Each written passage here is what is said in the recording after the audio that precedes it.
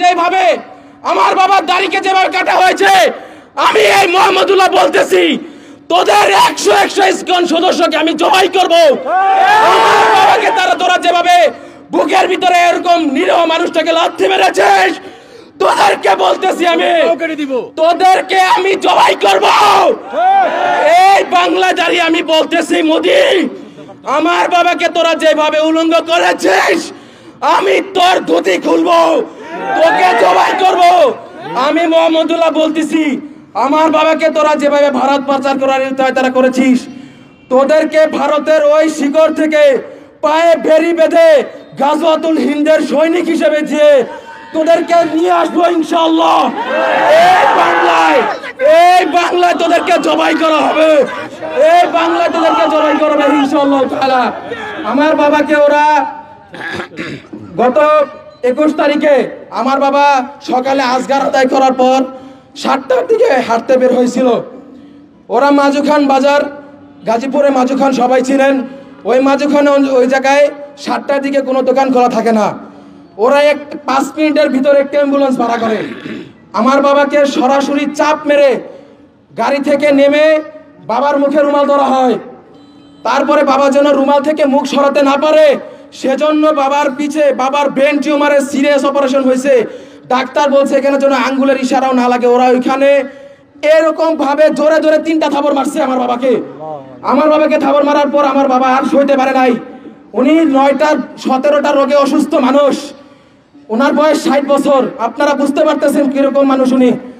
ওরা আমার বাবাকে বস্তার মতো করে গাড়িতে উঠাইছে।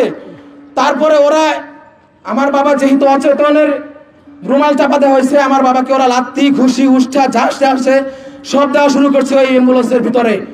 আমার বাবা কিছুক্ষণের ভিতরে অচেতন হয়ে গেছে, আর ওনার সেন্স নেই। গত 1.5 ঘন্টা পর যখন আমার বাবার সেন্স আসে তখন আমার বাবা দেখেন ওনার চোখে কালো পট্টি বাঁধা, উনি এক চোখ শুধু এভাবে সরাইছিলেন। সরানোর দায়ে ওরা আবার আমার বাবাকে অ্যাটাক করছে। ওরা আমার বাবার পেটে মোট 27টা লাথি মারছে, এমন লাথি মারছে যেগুলো মানুষ সহ্য করতে পারে না।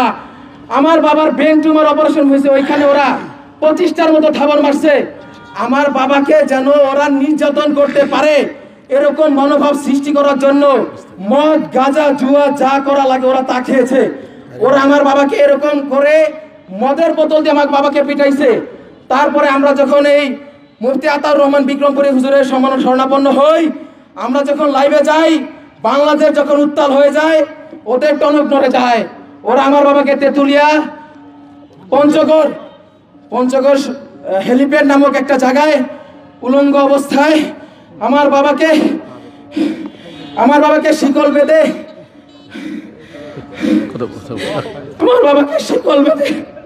একজন মুসলিম আলেম দিন আমার বাবাকে শিকল বেঁধে ওরা বলাৎকার করে।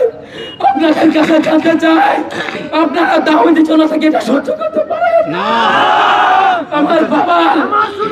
আমার বাবাকে যেন আমার বাবা এরকম ভাবে মজলুম হয়েছে এটা তারা আপনারা শিক্ষা নেন। এরকম ভাবে অন্য কোন ওলামায়ে কেরাম আমার বাবা যেন এরকম না হয়। আমি ওনার ছোট ছেলে হিসেবে বলতে চাই, এই সরকারের কাছে এই দাবি নিয়ে করতেছি, অবিলম্বে বিলম্বে ইসকনকে এই বাংলাদেশ থেকে হটা।